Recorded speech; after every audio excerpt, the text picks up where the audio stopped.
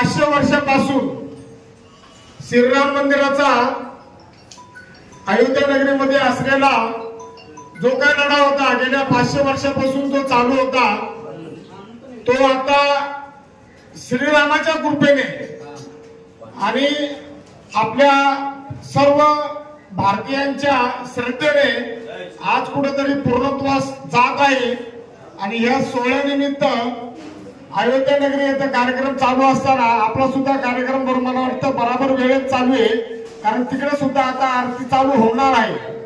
आपल्याला सुद्धा थोड्या वेळामध्ये आरती चालू करायची आहे। त्यापूर्वी मला सांगायचं म्हणजे असं, ज्या टायमाला बाबरी मशिदीचा ढाचा ढासळला गेला, अनेक कार्यसेवकांनी त्यामध्ये सहभाग घेतला, अनेक आपले हिंदू बांधव देशामध्ये होते आणि त्यांच्या बलिदानाचं प्रतीक म्हणून आज आपले पंतप्रधान नरेंद्र मोदी साहेब यांच्या संकल्पनेतून राम मंदिराची उभारणी होत असताना रामाची प्राणप्रतिष्ठा तिथे होत आहे।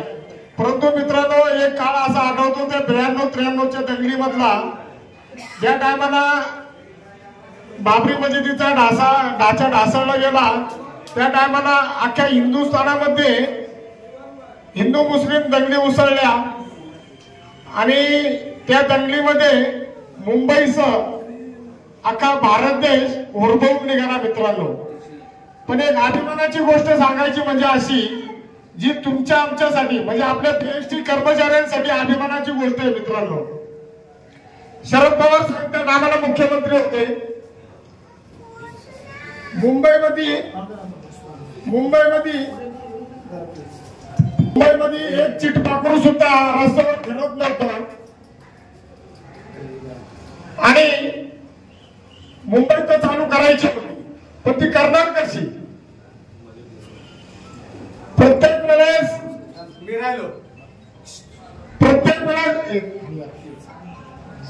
वेळेस आपली ही लालपरीत मुंबईच्या सेवेसाठी धावून आलेली आहे।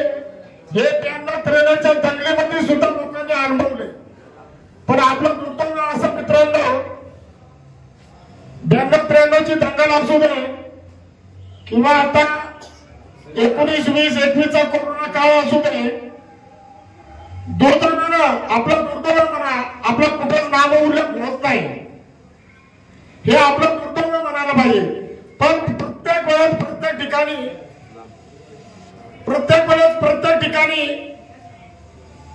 पुढं पाय ठेवून काम करणारा हा बीएसटीचा कर्मचारी असतो। 92-93च्या दंगलीमध्ये सुद्धा असंच झालं।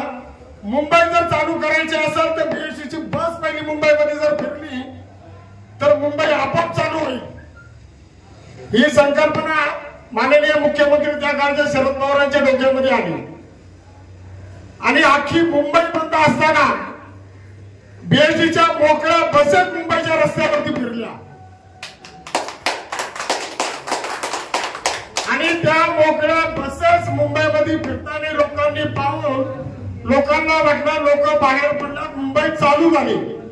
आणि खऱ्या अर्थाने नंतर बीएसटीची बस चालू झाल्यानंतर खऱ्या अर्थाने मुंबई चालू झाली 92-93च्या दंगलीनंतर। तिथं सुद्धा आपला मोलाचा वाटा होता मित्रांनो। तसंच या कोरोनाच्या काळामध्ये सुद्धा आपल्या बीएसटीच्या कर्मचाऱ्यांनी जीव मुठीत घेऊन आपलं कुटुंब मार्गावर सोडून काम केलं। डॉक्टर, नर्सेस, पोलीसवाले जे काय असतील, सिक्युरिटी गार्ड वगैरे, यांना जर आपण वाहून नेणार असतं तर ह्या कोरोना काळामध्ये जे काय लोकांचे प्राण वाचले ते वाचले असते का? पण आपला कुठे उरलं झालेला नाही। हे दुर्दैव आहे मित्रांनो। सगळ्यात फ्रंटला काम करणारा बीएसटीचा कर्मचारी होता मुंबईमध्ये। एवढी महामारी चालू असताना सुद्धा आपला बीएसटीचा कंडक्टर ड्रायव्हरच रस्त्यावर होता। कल्याण, पनवेल, नालासोपारा, पुढे दहिसर, कुठं आपण बस चालवल्या आणि तिकडच्या कर्मचाऱ्यांना आपण वाढवून आणलं। त्या कर्मचाऱ्यांना, डॉक्टर, नर्सेसला जर आपण आणलंच नसतं, जर जे काही लोक त्या कोरोनाच्या काळामध्ये त्यांचे प्राण वाचले ते वाचले असते का? म्हणजे मित्रांनो, अभिमानाने सांगावं वाटतं खरे देवदूत आपण होतो। पण आपल्या कुठल्याही राज्याच्या प्रमुख नेत्याच्या तोंडामध्ये आपल्या बीएमसीच्या कर्मचाऱ्यांचं कधीच नाव आलं नाही. कारण बीएमसी कर्मचारी, पोलीसवाले, डॉक्टर, नर्सेस, बीएमसीचा कर्मचारी कधीच त्यांना दिसला नाही, कुणालाच नाही दिसला. असं हरकत नाही, देव आपल्या पाठीशी आहे मित्रांनो. आणि हेच देवाने आपल्याला आज दाखवून दिलं. आपल्याला जोडलं नव्हतं पूजेला, मी मगाशी उल्लेख केल्याप्रमाणे, आणि श्रीराम प्रभू चंद्रांनी ते जोडतं आपल्याकडे पूजेसाठी पाठवलं. आणि तेही शुद्ध शाकाहारी, शुद्ध शाकाहारी. आज केंद्र शासनाने, राज्य शासनाने मटण मांस विक्रीची दुकानं बंद ठेवायला सांगितलेली आहे. कारण मटण मच्छी मांस कुठं नसावा आजच्या दिवसाला म्हणून.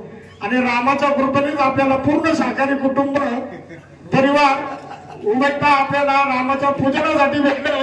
हे आपल्या बीएमसी कर्मचाऱ्यांचं भाग्य म्हणायला पाहिजे. आणि मित्रांनो, या कार्यक्रमामध्ये तुम्ही सर्वांनी सहभाग घेतला, जे काय उपस्थित आहेत ते. आणि मला असं वाटतं या आजच्या कार्यक्रमाचे फोटो आणि व्हिडिओ पाहून जे उपस्थित कर्मचारी आहेत त्यांना सुद्धा एवढं वाटेल, अरे आम्ही काल असं तर बरं झालं असतं. मित्रांनो, आता आरतीचा कार्यक्रम होणार आहे.